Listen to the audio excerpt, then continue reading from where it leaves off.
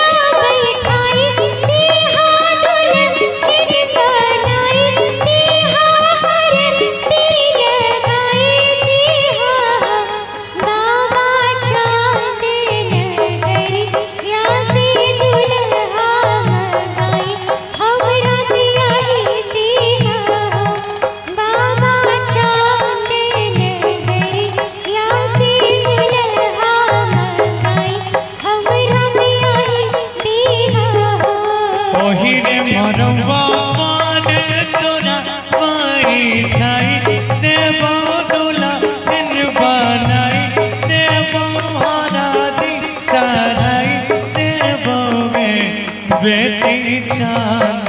नगरी या से दुल्हा मंगाई तोरा के बियाही देवोगे बेटी चांद नगरी या से दुल्हा मंगाई तोरा के बियाही देवोगे।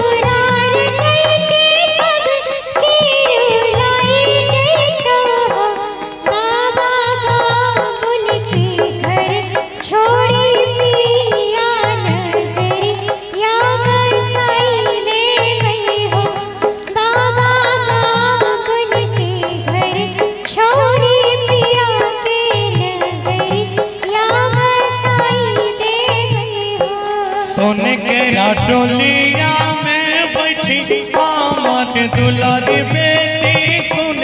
ससुरार जैतै सब के रुलाई देतै गे बेटी बाबुल के घर छोरी पिया के नगरी या बसाई लेतै गे बेटी बाबुल के घर छोरी तोहरी पिया के नगरी या बसाई ले तैगे बाबा हरे हरे बस वाकटाई दीहा बतिया चिराई दीहा मड़वा बनाई दीहा हो बाबा मड़वा में फूलवा सजाई दीहा झालर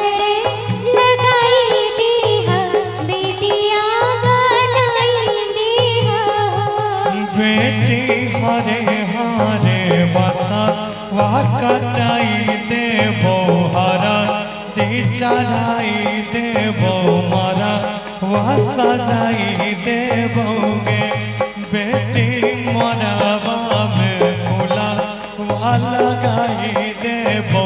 दुल्हन बनाई देबो तोरा के बियाही दे